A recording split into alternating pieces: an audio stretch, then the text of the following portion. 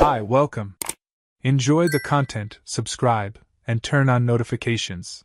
Zach thought he knew his life. 20 years of marriage, a daughter about to graduate from college, and a routine that, despite the pressure and repetition, gave him a certain comfort. He was proud of Grace. She was his walking partner on Sundays, his partner in teasing at the dinner table, and the reason behind many of the sacrifices he'd made over the years. Vanessa, his wife, was practical, straightforward, and in everyone's eyes, a loyal companion. Even if the spark of their marriage had faded over time, Zach held on to the idea that this was the family he'd built with love and effort. That is, until the day everything flipped upside down. It happened on an ordinary night, while he was putting away the dinner dishes, when his phone rang. The number was unknown. On the other end, a man's voice, straight to the point, said, "You deserve to know. The daughter you raised isn't yours. She's mine." The call lasted less than a minute. Zach didn't even have time to react. The line went dead, and he stood there, holding the phone like it had just exploded. At first, he tried to believe it was a mistake or a cruel joke. But the voice was sure of itself. It spoke with conviction. And the name mentioned, Grace, hit a deep nerve inside him. That night, the food went cold and sleep never came. Something had been planted inside him, and it wasn't going away easily. Zach tried to ignore what he'd heard during the first few days. He forced himself to push the thoughts away every time the doubt crept back in. But everything that once felt solid now started to shake. He began remembering details that never made sense before: Vanessa's strange behavior when Grace was born, how she always avoided talking about the early days of their relationship, and that one time Grace mentioned having nightmares about a man who claimed to be her real father. Back then, he thought it was just a child's imagination. Now, those memories piled up, forming a puzzle he never wanted to solve. So he decided to do a DNA test. He acted quietly. Waited for the right moment to get a hairbrush from his daughter, contacted a discreet clinic, and waited through the longest days of his life. When he received the envelope, his whole body went cold. He opened it alone, sitting in his car. The words were right there, clearly printed: probability of paternity, 0%. His world collapsed in silence. There was no room left for doubt.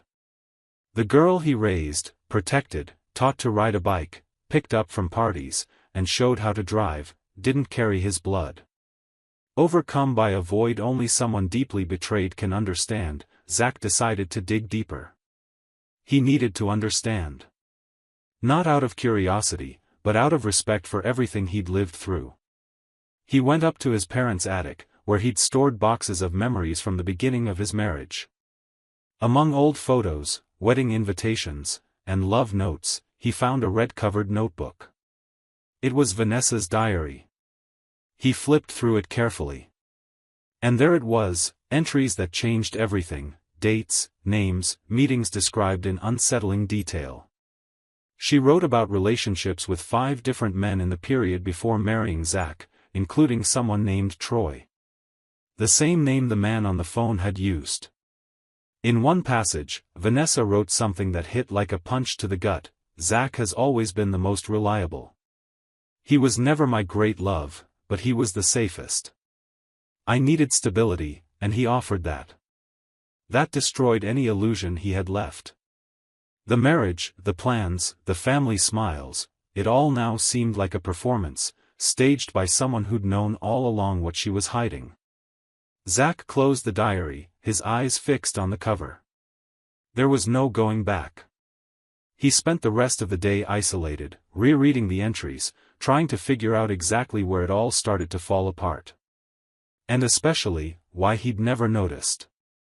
It was as if he'd lived 20 years inside a bubble, accepting scraps of affection as proof of real love. While Vanessa played the loyal wife, she had carefully hidden the biggest lie of all. And he, blinded by trust, failed to see the signs. From that moment on, something inside Zach changed. The pain wasn't confusing anymore, it wasn't uncertainty. Now it had shape, a name, dates, and was written in ink with the handwriting of the woman he thought he knew.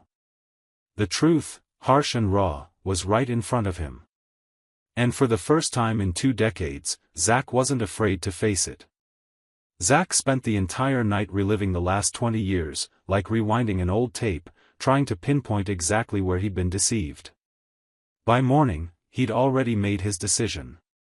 Printing the DNA results and placing Vanessa's diary on the table was the easiest part. Waiting for her to come home and act like everything was normal took the most self-control. When she walked in and saw the papers spread out, her eyes locked on them for a few seconds. Then she looked up and let out a quiet sigh. No tears, no trembling, no attempt to deny anything. What she said was even harder to swallow. You've always been the most stable. That's why I married you. What matters now is that we built a family. The calmness with which she handled the situation was terrifying. It was as if she'd been waiting for this moment so long that she no longer cared about the impact.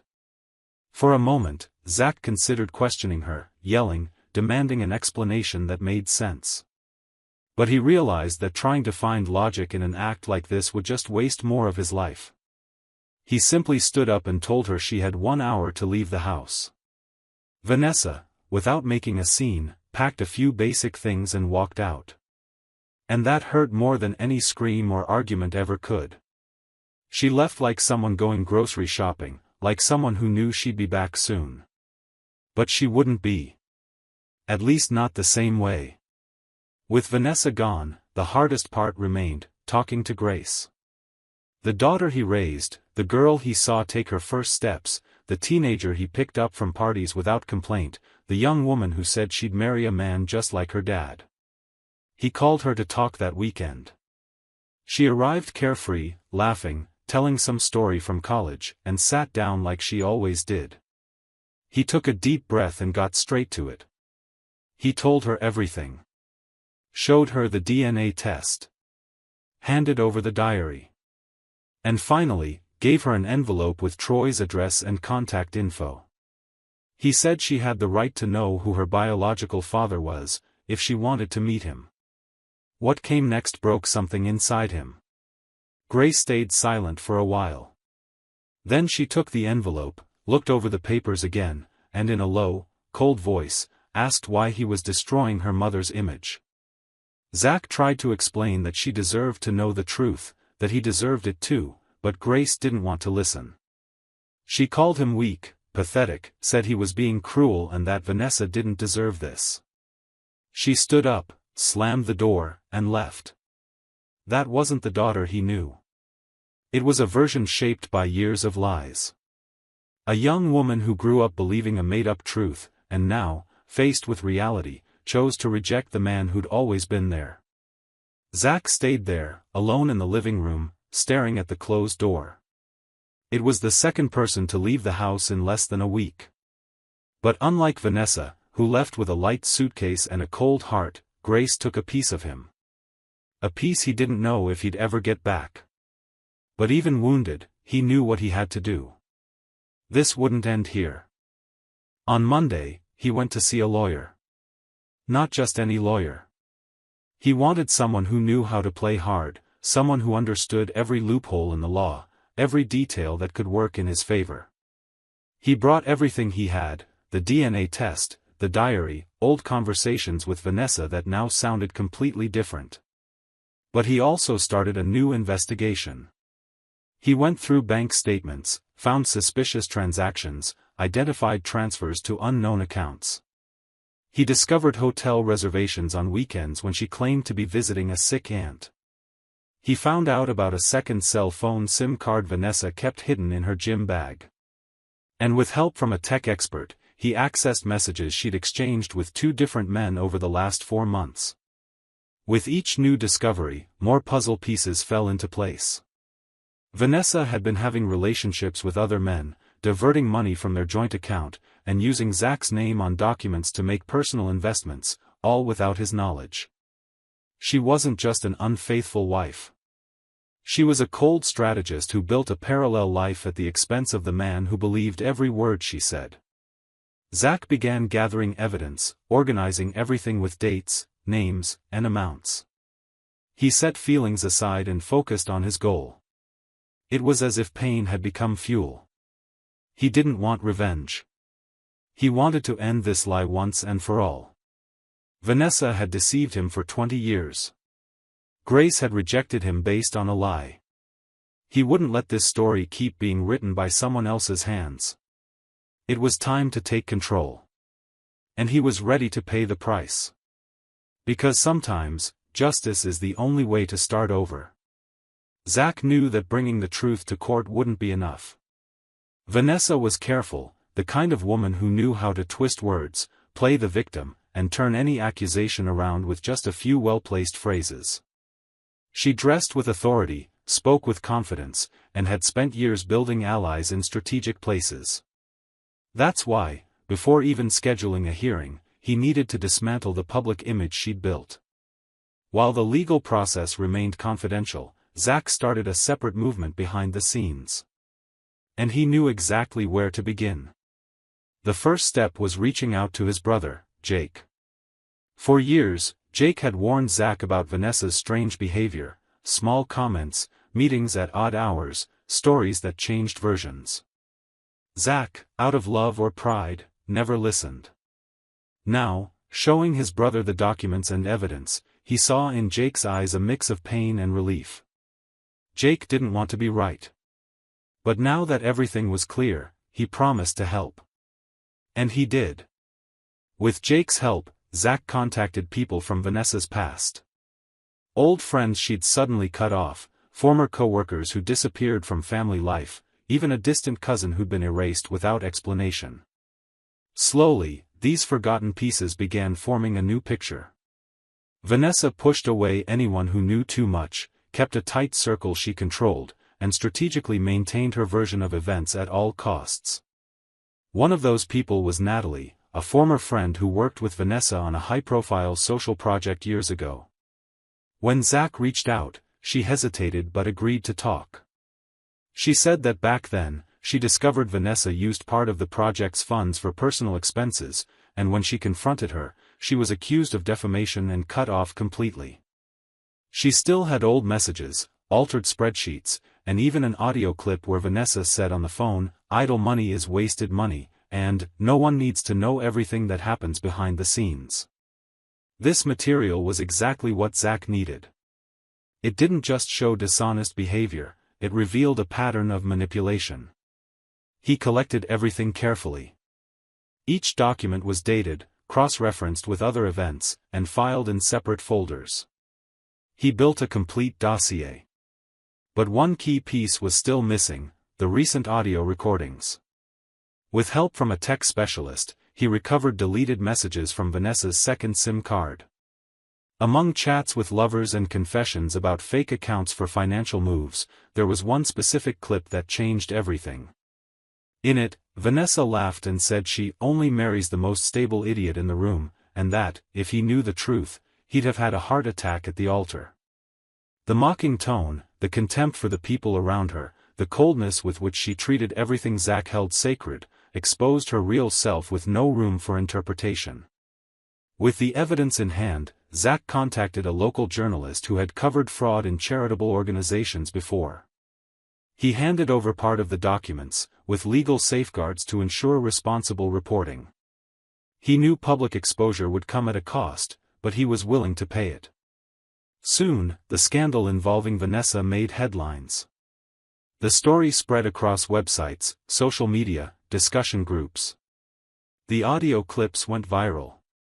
People who once admired her now questioned every speech she gave, every charity event she attended, every time she posed as a spokesperson for social causes. Vanessa acted fast. She hired a reputation lawyer, issued clarification statements, claimed she was a victim of a defamation campaign orchestrated by her ex-husband. But the documents, dates, voices, bank records, and witnesses spoke louder. And the worst was yet to come. Desperate to turn things around, she played her final card. She filed a formal domestic violence accusation against Zach. She said she'd suffered in silence for years, that trauma from the marriage had kept her from reporting earlier. The accusation was met with attention. After all, these cases are sensitive, and any misjudgment could silence a real victim. But this time, she went too far. Zach was ready. Knowing this kind of attack was possible, he'd gathered neighborhood security camera footage, location records proving he wasn't present during the times she claimed, messages from Vanessa saying she missed him at home, and videos from third parties at family gatherings showing them interacting naturally. In less than 2 weeks, the accusation was dismissed due to lack of evidence and inconsistencies in her statements. The court moved quickly. The judge overseeing the divorce reviewed the history and ruled in Zach's favor. Vanessa lost her right to alimony, received none of the shared assets, and had her personal assets frozen until the end of the process due to misuse of funds during the marriage. On top of that, a restraining order was issued. Any attempt to approach would be dealt with strictly. Vanessa's fall was brutal. She went from being a respected figure to losing contracts, sponsorships for her social initiatives, and being removed from boards she was part of. People who once surrounded her for convenience now avoided her. The woman who thought she was above suspicion was now seen with distrust, rejection, and scorn. And Zach, for the first time in a long time, breathed without the weight of carrying a lie on his shoulders. The world didn't go back to how it was, but it became a place where he could walk knowing he'd done the right thing. And that, in itself, was a fresh start. Zach never imagined that rebuilding his life would take more emotional effort than enduring its collapse. When it was all over, when the papers were signed, when silence replaced the muffled echoes of memory, what remained was a nameless emptiness. He looked around the house and realized every corner held something that no longer made sense. The photos smiling in frames, the notes saved in boxes, the wall art with messages about love and family. One by one, he took them down, stacked them, burned them. Not out of anger, but out of necessity. It was like pulling thorns from the skin, uncomfortable, but unavoidable. He rebuilt his routine. Woke up early, got his body moving, forced himself to go out. He reconnected with old friends, including some he'd drifted from because of Vanessa's influence. He was welcomed back. Some hugged him without saying a word. Others apologized for never speaking up about what they knew or suspected. Zach understood. He'd ignored the signs for years too. No one wants to see what love hides. Still, what hurt most was Grace's absence. Since the day she called him weak, she disappeared. She silenced his messages, ignored his calls. The daughter he raised, who he held in his arms and taught to face the world, chose to stay away. Months passed. Zach learned to live with less, but felt, for the first time, more whole. There were good days and others when everything felt dark, but now he knew the names of the wounds he carried. And that changed everything. It was on an ordinary afternoon that the doorbell rang. When he opened the door, he found Grace standing there. Her eyes were swollen, her shoulders slumped, and she held an envelope in her hands. No makeup, no armor. Just her, like when she was little and came to apologize for breaking something by accident. She handed him the envelope and said she needed to talk. Inside was a handwritten letter and a few photos. In the first lines, she wrote that she'd found Troy, tried to connect with him as his daughter. She said he welcomed her at first, but it quickly became clear he didn't want responsibilities. At their second meeting, he told her he'd done his part, just giving the heads up. And that she was someone else's problem now. Grace left there filled with disgust and regret. For the first time, she looked back and understood what Zach had been. And what she'd let go of because of him. In the letter, she asked for forgiveness. She said she reacted badly because everything she believed had collapsed all at once. She wasn't ready to accept that her mother had lied for years, and it was easier to blame the one who exposed the truth than the one who built the lie. She asked if they could start over, even slowly, even if he wasn't ready. Zach read it all with a tight heart. Then he looked at his daughter standing there, waiting for a response. He didn't answer right away. He walked to the kitchen, got 2 glasses of water, and came back. He handed one to her. They sat down. And for minutes, silence meant more than any speech ever could. Zach didn't make promises. He said the love he felt for her was real, but now he trusted actions, not words. Grace understood. She said she'd do whatever it took. In the days that followed, she started showing up more. Not to force closeness, but to show she was willing to relearn who her father was. She helped with chores, asked about his childhood, looked for old photos. Slowly, Zach allowed himself to smile with her again. But he kept his feet on the ground. He'd learned, through pain, that the heart needs truth more than promises. During this time, Zach rediscovered a part of himself he'd let sleep, the free man. Free from pretense, from social expectations, from the roles that had chained him for 20 years. He started writing about his experience, not as an outburst, but as a way to help other men who'd lived through silent betrayals. He created a small support group, and without expecting it, became a reference. Stories like his started coming from everywhere. Some harder, others still unresolved. And he listened to each one with patience. Because he knew exactly where the pain began, and how much it cost to turn it into strength. At one of these meetings, someone asked what he regretted most about everything he'd been through. Zach answered honestly, he regretted ignoring his own intuition for so long. For accepting emotional scraps, believing that's what an honest man should endure to keep a family together. He said the real mistake wasn't loving someone who lied, but letting love become more important than self-respect. And when love demands you erase yourself, it's not love. It's a prison. Over time, Zach felt lighter. Memories still came, but they didn't control him anymore. It was like looking at scars. They don't disappear, but they stop hurting. One day, he decided to visit the place where he and Vanessa got married. He walked up to the old chapel, stood in front of the doors, and stayed in silence for a few minutes. He smiled. Not because it had been good, but because now he knew who he was. And that knowledge meant more than any ceremony, any photo, any vow made by someone who never meant to keep it. Zach went back home. Grace was waiting. She brought an apple pie, just like the ones they used to make together when she was a child. They sat down to eat. They laughed at something silly on TV. For a moment, everything felt normal. But there was something there that had never truly existed before, honesty. And with that, any kind of rebuilding becomes possible. Because the truth, even when it hurts, is the only foundation that won't collapse. And Zach learned that the hard way. But also the most freeing way. Thank you for watching the video. If you enjoyed it, don't forget to subscribe to the channel and turn on notifications so you won't miss any updates. See you next time.